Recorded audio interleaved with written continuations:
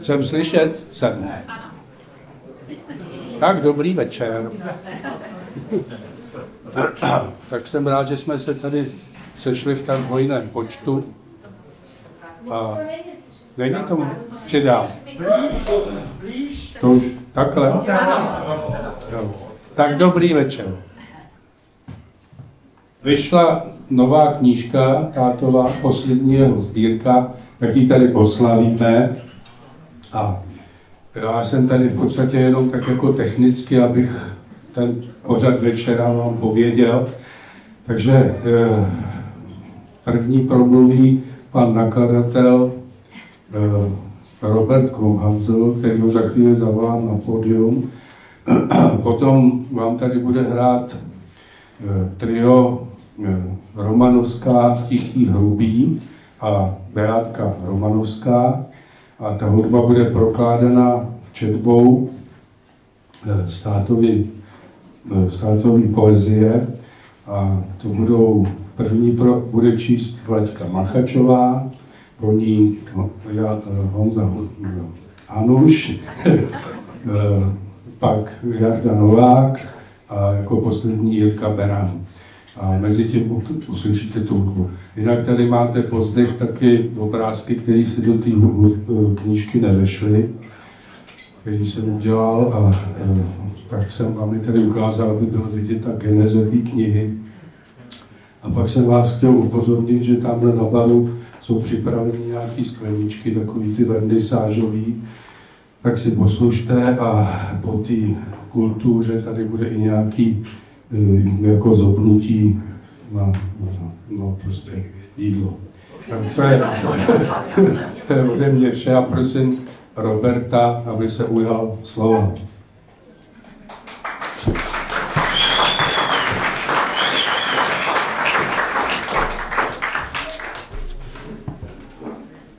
Dobrý den.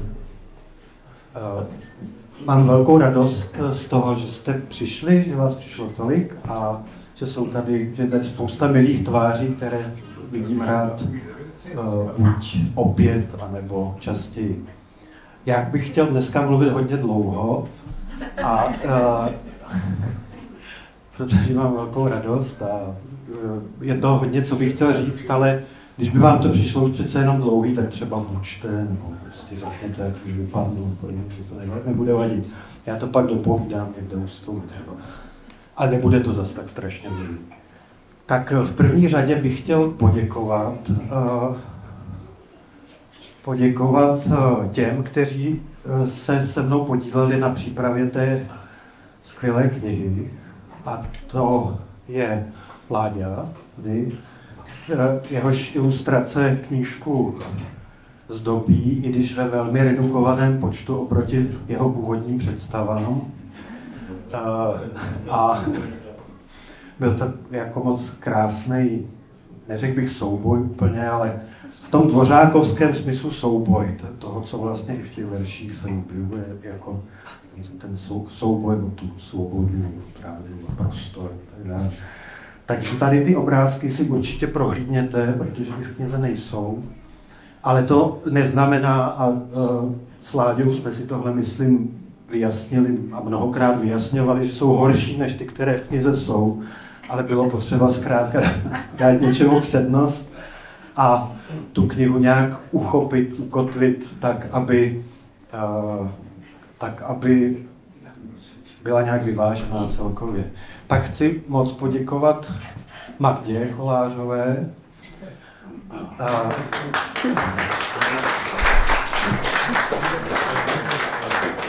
s kterou jsme taky bojovali takovým způsobem, že z mé strany teď zase neříkám něco, co všichni tři nevíme, že jsme se teda podíleli na té knize jako na tom vzniku teď bezprostředně. Bojovali tím způsobem, že jako například já jsem Magdě na začátku řekl, ale já ti neukážu a vůbec se nedívej na to, jak vyšla, kdy. Vyšla asi 4krát ta kniha předtím, k tomu ještě řeknu pár slov potom. A ty to musíš prostě vymyslet a přijít na to jaký je smysl jednotlivých těch komponentů, které ty básně sebou nesou, protože ty verše a ty básně a ty texty, které v knize jsou obsažené, tak ti z vás, kteří ještě neměli v ruce, což asi je minimum, tak uvidí, že je to docela oříšek, protože jsou doprovozeny přímo ty básně různými moty a postskripty a vlastně je tam několik teda typů veršových, jakože nějaký sloky, pak nějaký takový půlverše třeba. Prostě je tam strašně moc vlastně takovýchhle komponentů. Navíc ty básně mají velmi různé délky, takže pro grafika je to opravdu jako mimořádně složitý úkol, jak tohleto vlastně pojmout a myslím, že Magda nakonec, jo, to říct. A to nakonec není jako, že to je míň, to je naopak. Že na to přišla a společně jsme tu knihu, jako myslím, k velké radosti nás všech, teda i čtvrté osoby, a to Lucie Bartoňové, která knihu redigovala, vlastně po tu moji práci po mně ještě četla a nějakým způsobem to korigovala, tak jsme tu knihu dokončili, i když nám to trvalo možná třeba 2 roky, jako víc. Jo, taky víc. No, je to třetí knížka dvořákovská Triády za posledních zhruba 5 let, po vzpomínkách Věry Dvořákové, co si pamatuju, na kterou Věru Dvořákovou vzpomínáme a máváme jí do nebe. Druhá kniha byly Sentence. To je knížka, která vlastně vyšla jako knížka poprvé v roce 2021 s vročením 2020, jakoby ke 100. výročí narození Ladislava Dvořáka. A ty Sentence vlastně to jsou texty z pozůstalosti převážně a Hlenění má osud jako trošku speciální, jak už to vlastně dá se říct, celého literárního díla Ladislava Dvořáka je docela jako příznačné. Tak Hlenění vyšlo dohromady teď, nebo takhle, já to řeknu postupně. Poprvé vyšlo vlastně jako samizdat v kolika exemplářích, tak maximálně v 10, s obálkou Ladislava juniora, stejně jako teď vlastně naposledy. Na té obálce je stejně jako na té dnešní obálce jakási ornice, hnůj prostě, nějaká jako hnůj země prostě, jo, což znamená vlastně ta plodnost té země, to, co je živé. No, nicméně tahle ta knížka vlastně v tom prvním vydání samizdatovém v těch 10 exemplářích jako nebyla téměř s nikým asi přijata z rozpaky, ale byla přijata především z rozpaky samotným autorem a jeho ženou Věrou Dvořákovou, která až postupně, a vzpomíná na to, a tady ten citát je uveden teď v tom vydání, přicházela na to, že to je vlastně knížka, kterou má nesmírně ráda a v které se Ladislav Dvořák obrazil velmi živě a radostně a co ještě říct, veselé, prostě naplno, jako s největším svým umem, jako veršovým a básnickým. No, ta knížka potom podruhé vyšla vlastně a už nikdy potom samostatně, až do toho našeho vydání, podruhé vyšla v samizdatovém souboru těsně po smrti Ladislava Dvořáka. A zase v pár exemplářích samizdatových a po třetí potom vyšla teda krátce po listopadu 89 v takovém jako hektickém vydavatelském období. Cena tady toho vydání v českém spisovateli v roce 1994, což je teda před 30 lety, byla v tom, že Dvořákovo jméno se objevilo, že vlastně figurovalo, že na něj nebylo zapomenuto Následovaly pak nějaké další edice a myslím si, že vlastně se docela daří, byť asi není možné říct, že to dílo Ladislava Dvořáka literární je zhodnoceno a stavěno dostatečně vysoko, ale tím, že jo, tak asi vámi, kdo jste přišli, tak asi je, takže to možná stačí. Od té doby vlastně ta sbírka, to znamená, že vyšla jednou samostatně a od té doby vlastně jako se ví, že je, ale vlastně ne. Ještě to vydání z toho roku 94 obsahuje poměrně dost chyb, stejně jako to samizdatové vydání v tom souboru, které vznikly z různých důvodů. Asi není potřeba to jako někomu teď zpětně vyčítat nebo na to příliš poukazovat, ale to, co je podstatné, že vlastně to jako kvalitní znění a to znění, které zamýšlel autor, jako vlastně nepřinesla.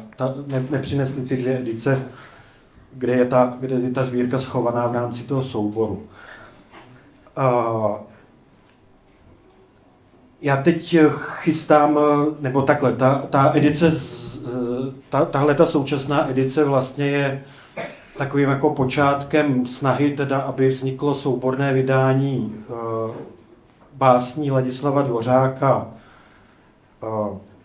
všech, ale to všech se ukazuje, že je vlastně docela velký problém a to je jedna z věcí, teda, co ještě bych chtěl říct v téhle souvislosti, než přejdu trošku ještě k jinému tématu. Já jsem začal chodit do památníku písemnictví a zkoumat tam rukopisy, které jsem předtím viděl třeba 20 let tomu nazad, když jsem připravoval souborné vydání povídek. A vlastně z toho průzkumu, který jsem dělal v souvislosti s Hle nyní, tak se ukazuje, že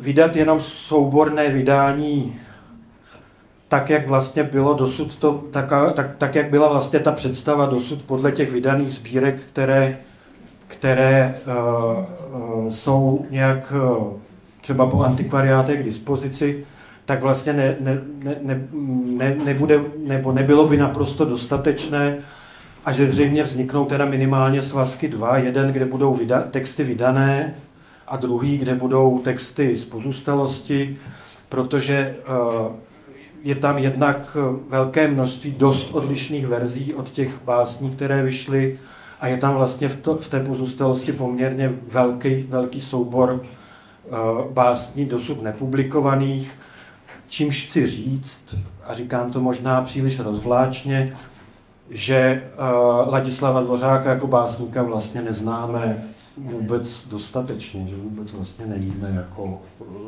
jako co to je za básníka, nebo jenom částečně. Tahle ta edice Hle nyní chtěla osvobodit tuhletu sbírku Hle nyní, dát jí prostor, dát jí vlastní život, dát jí šanci, aby byla čtená tak, jak vlastně byla zamýšlená, jako určitý samostatný soubor. A to si myslím, že se teď podařilo, je to nějaká etapa prostě v tom, jak dál, nebo co se dál bude s tím básníkovým dílem dít. Dnes tady nejsem jako vydavatel Ladislava Dvořáka jediný a sám. Chtěl bych jmenovitě upozornit na přítomnost Alexandra Tomského, který v roce 1984, já jsem měl v hlavě 3, jsem chtěl říct, nějak se mi to nezdálo, tak 84 vydal v londýnském exilovém nakladatelství, jež bylo jeho podnikem, sbírku povídek Šavle Meče a byla to tehdy, myslím, knížka, která se dostala do Československa poměrně asi v hojném počtu, to třeba nám k tomu potom pan Tomský řekne a vlastně myslím, že velmi tehdy rezonovala čtenářsky jako nejenom v křesťanských kruzích, ale i jako literární dílo. Vlastně velmi to byla důležitá edice. A taky, že vymanila vlastně jakoby toho autora jenom z toho prostoru samizdatu, vlastně, který byl přece jenom velmi limitovaný, ne každý k tomu měl přístup. Ne, že by k exilovým knihám měl každý přístup, ale byly to zase jako trošku ještě jiné kanály. Tak ještě třeba 3 minuty se vydržíte, možná 4.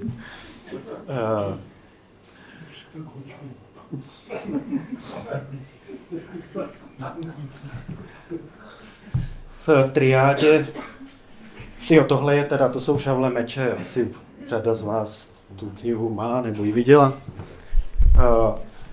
V nakladatelství Triáda zároveň v těchto dnech, kromě Hlenní, vyšla knížka Alberta Camise Úvahy o terorismu.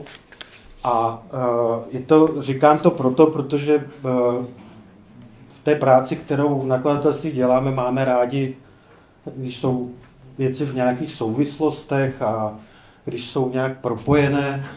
A v Hlenní je, jak asi řada z vás zase ví, tak báseň Nový sisyfovský mýtos, která je věnovaná jako podsta Albertu Camisovi, takže i ten Camus prostě tady v tuhle chvíli patří do toho okruhu těch přátel a lidí, kterých si váží Ladislav Dvořák. Ta báseň Nový sisyfovský mýtos je vlastně velice jako napínavá, protože řeší tu otázku, teda co s tím balvanem, jak ho valit, a dává nějakou odpověď, která by se, myslím, Albertu Camisovi líbila. Je to předposlední sloce, tak ta odpověď, co s tím balvanem, který valíme jako ty Sisyfové. A zároveň teda jakoby třetí věc, která ještě souvisí. My teď máme takový jakoby týden nakladatelství Triáda, který vyšlo to vlastně trošku náhodou, ale jsou to takové jako listopadové revoluční dny, takové jako zjitřené, a dneškem začíná teda jakoby první takový večer. V úterý bude na Filozofické fakultě kolokvium věnované Janu Tesařovi. Ve středu a ve čtvrtek je konference, kterého Triáda vydává a bude vydávat. Ve středu a ve čtvrtek je konference, kterou pořádá Revolver Revue, věnovaná Bedřichu Fučíkovi. Bedřich Fučík zase je jeden z autorů, kteří se, nebo jako kritik se k Ladislavu Dvořákovi velmi hlásil, napsal o něm také studii. A potom v pátek a v sobotu uvádíme ve studiu Hrdinů adaptaci deníku Anny Frankové zvukovou, kterou jsme natočili společně s Miroslavem Bambuškem, který tady někde vzadu taky je přítomen a který má velmi rád Ladislava Dvořáka. A nad tou adaptací, a to je ten oblouk, který chci udělat, vlastně jsme si často připomínali nebo jedním z takových jako leitmotivů nebo důležitých motivů pro nás při té přípravě tady toho deníku Anny Frankové tady v tom stvárnění byla báseň Ladislava Dvořáka, to od ubitého neodejdu dříve, dokud mě jeho strašná smrt nerozradostní. A to byla věta, kterou jsem po jednom z natáčení, když jsme si povídali s Hanou Frejkovou, tak jsem jí tam, a ona nám líčila vlastně svůj životní příběh, tak já jsem jí tak jako drze tam tuhletu báseň ocitoval. A vlastně bylo tam víc momentů, kdy jsme se takhle k ní vraceli. A teda shodou okolností, je to zase jako propojení s tím památníkem písemnictví, tak jenom tahle ta báseň má v pozůstalosti verzi, kterou přečtu, a myslím, že už pak skončím. Jo. Kterou přečtu a která je delší o něco. No a tím vlastně asi budu moc skončit. Nápisy na hroby. No, hrozně malinký. Od ubitého neodejdu dříve, pokud mne jeho strašná smrt nenaplní silou. Od umučeného neodejdu dříve, pokud mne jeho strašná smrt nenaplní vírou. Nad oběma budu stát a trnout, jenom tak se neumírá, hrdinu nezabiješ. Tak to je taky legislativa. Děkuji.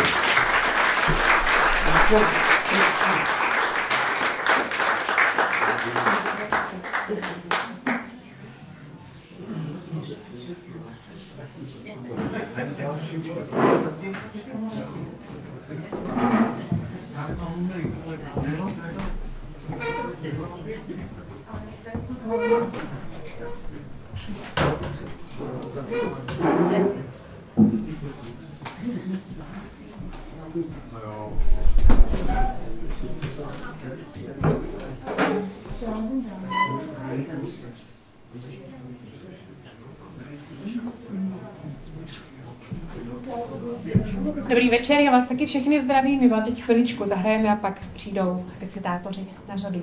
Petr Tichý, Michal Hrubý a Andron Nostr.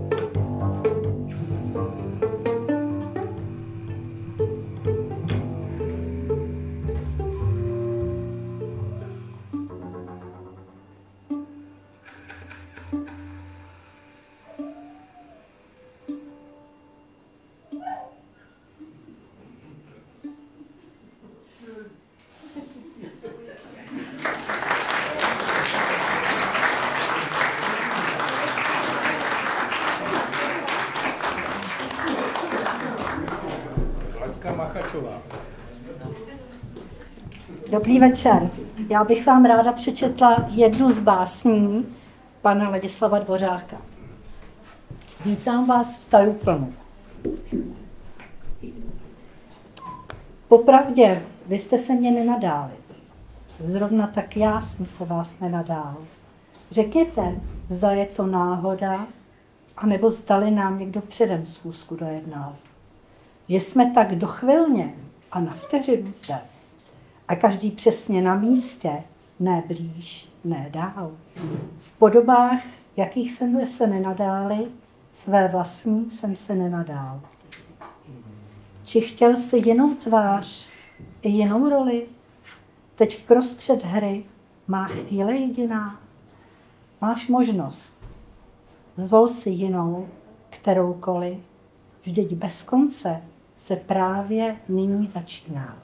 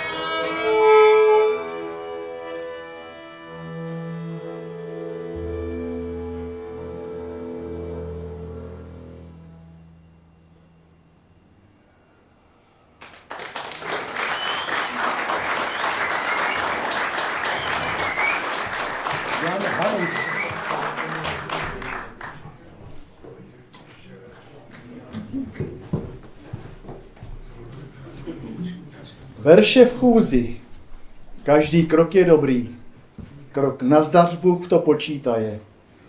Mám rád verše rytmované chůzí, jenže já sám tak trochu kulhám. Docela maličko, docela nepatrně. Ale i tak je každý krok dobrý.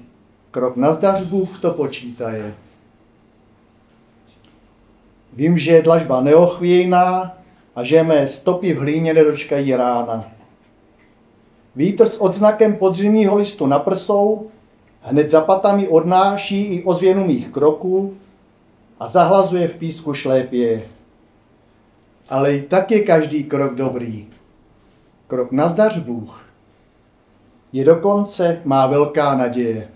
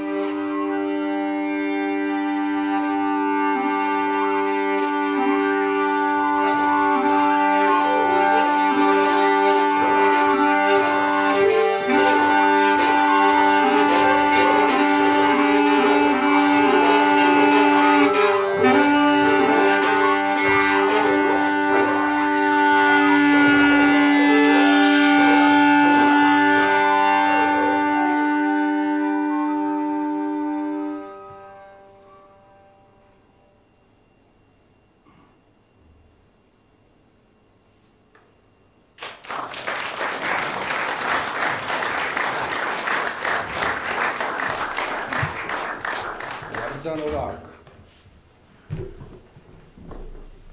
Dobrý večer. Předně bych poděkoval Láďovi za tuto příležitost, za tento důvod pro mě vrátit se zase jednou ze Šumavy do Prahy. A dostal jsem 2 básně, která je ovšem každá z jiné části té knihy, ze začátku a z konce. Takže má každá úplně jinou atmosféru.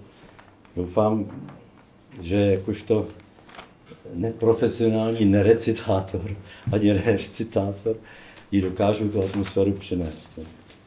Víc na mikrofon. Aha. Takže nic. Nic. Jak vlastně vypadá takové nic? Já si je představuji kulaté a s dírkou. Důvěrně prý ji znal můj strýc, když propil pole a co víc, i chalupy se zbavil sirkou. Já si je představuji kulaté, jak minci z vesty nepříliš zábavného pána, s níž možno házet pro štěstí orel, pana a vždycky vyhráte. Já si je představuji kulaté, ať padne rub, ať padne líc, či ať se zakutálí. S ním nikdy nelze říct, že jsme si nevyhráli. Já si je představuji kulaté a mám je za svou nejplatnější minci. Ach, ty můj dukáte, ach, ty můj zlatý nici, ach, ty můj nový po strýci Kamanovi. Nad sutinami lomenic prý řekl, nemám nic. Však podle jedné z osadnic prý volal za vsí jinou. Mám tě, sviňo. Jen koho mínil sviňou, těžko říct.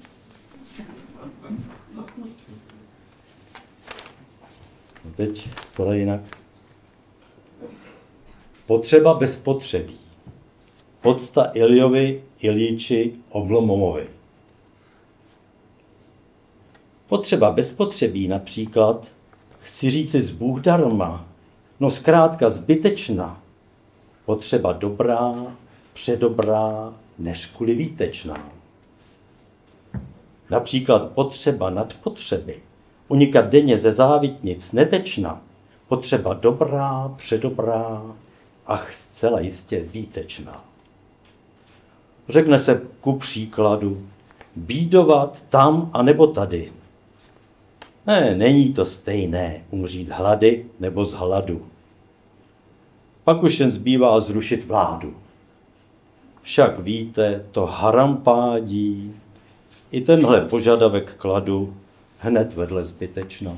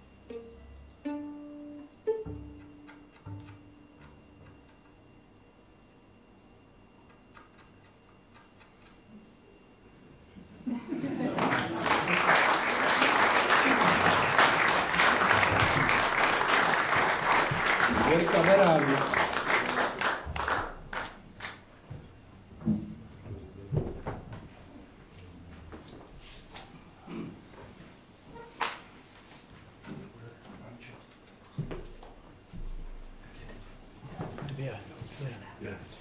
Budou to 2 básně.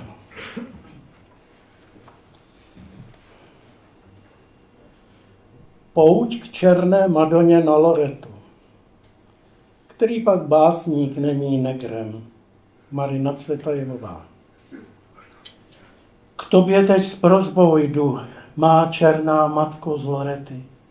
Neboť jsem černý jako ty a z určitého pohledu jsem negr od hlavy až po paty. Dle jistých náhledů jsem negr. Negr proklatý, a tak jdu s prosbou, abych zbledl. To se ví, zbledl jen v zorném úhlu těchhle pohledů, v úhlu těch předpotopních náhledů. Jinak se ovšem černat chci, jak nejlíp dovedu. A když jsem zhlédl tam Santa Káze k Madoniným rtům, myslím, že zašeptala: žij, synu, ve své kráse a černej do krásy, jen nechtěj vypadat jak lilium.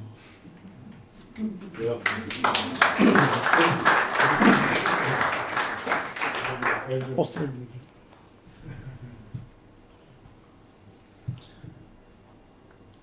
Letadlo letící kříž.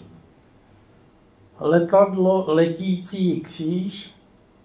Hledal jsem člověka ukřižovaného na tom kříži, ale ten je asi na té straně obrácené k nebi.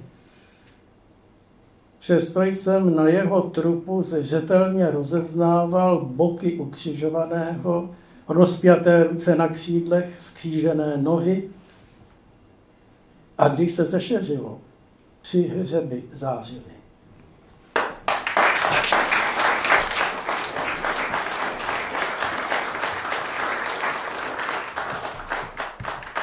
Pozvu na poslední písničku jedno z pravnoučat, mnohých pravnoučat Dvořákovic Krátko.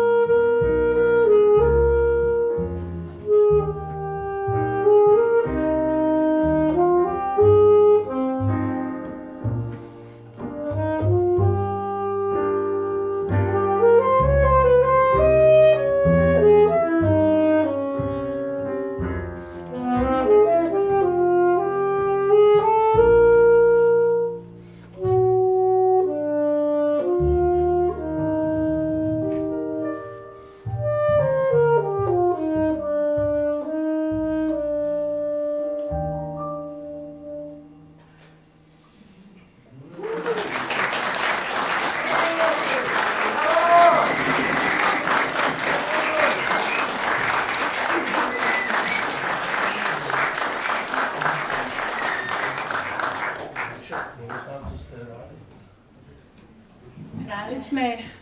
No, řekni nám, co jsme hráli. To řekni. Hráli jsme Erola Gardnera, slavný song Mystic. Takže knížka je teda uvítána, takže se dobře bavte všichni. Jo. Majdo, nechceš nám taky něco povědět? Je tu Majda? Ne. Majda by měla. Majdo, nechceš nám něco taky říct? Ne? Tak tě zdravíme. Takže na zdraví všem.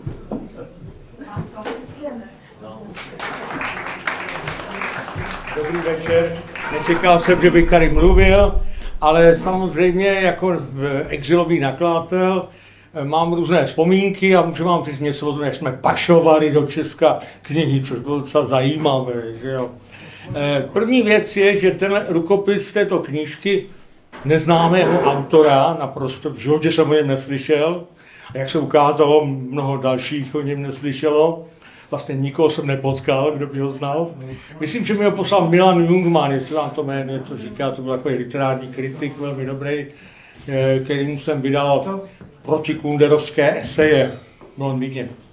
No, to nakladatelství exilové bylo jedním z mnoha, myslím, že nás bylo 8 nebo 9 na západě. Já jsem byl jedním z nejmladších a přišel jsem k tomu až mnohem později, než všichni ostatní. Většina těch nakladatelů začala v 71. S výjimkou Křesťanské akademie, která vydávala už od roku 48, 49. Ale ta vydávala převážně takovou lidovou teologickou literaturu a těch literárních autorů, jako byl třeba Jan Čep, nebo Zahradníček, vydával velmi málo. No já jsem začal vydávat proto, protože jsem pracoval v Sovětologickém ústavu. Začal jsem být specialistou na Trockého, Lenina a dějiny Sovětského svazu. Začal jsem učit takzvanou sovětologii a zároveň jsem měl na starosti český a polský samizdat. Protože ústav sbíral prostě opoziční literaturu ve střední a východní Evropě, dokonce i v Číně. Jsme byli takový ústav Keystone College, který se zabýval prostě opozicí proti komunistickému režimu. A byli jsme vlastně takový, v té studené válce jsme bojovali. No a já jsem měl problém s tím sbíráním samizdatů, protože těch exemplářů bylo málo, že strašně, já nevím, kolik bylo těch opisů, 24, někdy 36, a oni si to strašně vážili, ty, co to vyráběli. Já jsem měl tady mnoho takových spolupracovníků, jedním z nejvýznamnějších byl jistý Jindřich Pokorný, jehož dcera založila Revolverovi. A to byl zábavný člověk, on byl germanista, specialista. Já si pamatuju, že 17. listopadu mě zavolal do Londýna, což nikdy předtím neudělal, a oznámil, že pan Hruška zemřel. To byl jeho pseudonym, Hruška. Takže to bylo takový zábavný. No, já jsem měl studenty a Angličani, kteří kdysi měli obrovské impérium, jak jistě víte, prostě ta mládež trpěla tím, že chtěla být aktivní a z těch pravicových kruhů se rekrutovali studenti, kteří se zajímali o dějiny Sovětského svazu, o tu takzvanou sovětologii. No a ty jsme posílali po nástupu Thatcherovi a Reagana, posílali s kufrem, někdy za 2 do Čech. To bylo strašně drahý samozřejmě, ale přišel prezident Reagan v Americe a založil fond na pašování knih přímo, jo, což bylo neobvyklý. Takže my jsme podporují i konzervativní vlády premiérky Thatcherové. Takže v tom boji jsme prostě poslali ty studenty. Ale to víte, studenti, měli jsme jich takových 12 ročně, 2 kufry, no bylo to málo. Pak se objevily další možnosti. Zejména se ozvala opozice, já jsem hodně daleko víc psal o Polsku. Polština je moje mateřština mimochodem, takže já jsem se zajímal daleko víc o Polsko a tam se našli lidi, kteří byli ochotní pašovat ty knihy. Byli to faráři, kteří byli v obcích podél československé hranice. Jo? Takže my jsme zavalili 20 kg, poslali na faru nějaký ty vesnice, já už se ty vesnice nepamatuju, měli jsme asi 4. Jo? Ta nejzaší byla nějaká Mušina, tu si pamatuju, ta je až u Tater slovenských. A oni pak měli kontakty s těma studentama, co tam jezdili do Polska, pašoval se tam i Bible a podobně. A to bylo strašně jednoduché, 20 kg zabalit a poslat, protože polská cenzura to považovala za cizí jazyk, nesrozumitelný cizí jazyk a nepodléhalo to cenzuře. Takže na ty fary jsme posílali prostě tyhle knihy. A pak se našel jeden velmi odvážný člověk, teda odvážný, no on byl odvážný od jak živa, který pracoval na velvyslanectví německém. To byl Žid, který utekl z Německa a přidal se k Titově armádě podzemní v Jugoslávii, kde bojoval proti Německu. A ku podivu přežil válku a za tyhle ty zásluhy vlastně, že bojoval proti nacismu, se stal potom kulturním ataše v Praze. Hrozně se nudil a byl ochoten, Němci nebyli ochotní, ale on byl ochoten porušit všechny zákazy a diplomatickou poštou jsme každý měsíc poslali kufr knih. Takže jsme skutečně dělali, co jsme mohli. Já jsem byl nejmladší, nejaktivnější v té době, že jo? Když to Škvorecký a ostatní jako na to pašování moc nebyli. A já jsem musel pašovat, protože by mě jinak nedali ty český disidenti, mě nedali ten výtisk. Jo? Oni to chtěli výměnou za knihy. A chtěli to výměnou za knihy, které už nebyly k mání většinou, jo? Byly vyprodaný.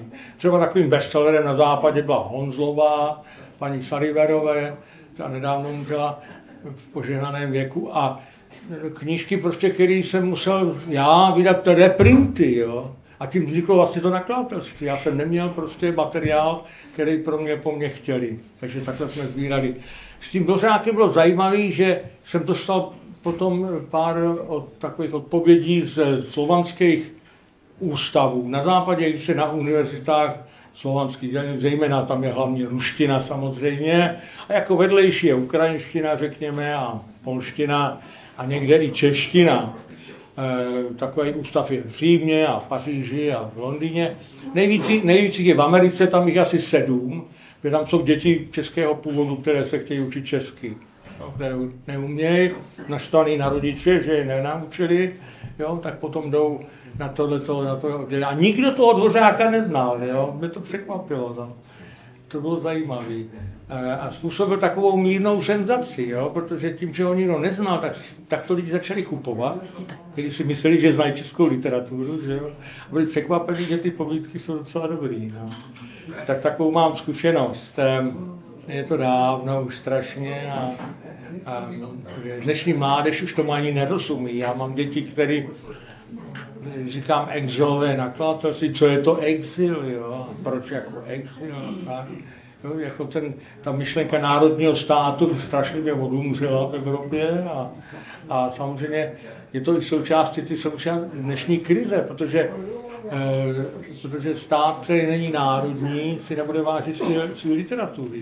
To je evidentní. No. A ten zájem o literaturu skutečně klesá, což je strašná škoda, protože Česko je velmoc literární, všem jenom poezii, jak asi všichni víte, že my máme obrovskou poezii, kterou nám bohemisté na celém světě závidějí, zejména Holana, Zahradníčka a mnoho dalších. Takže to je všechno, co bych tak asi... Děkuji.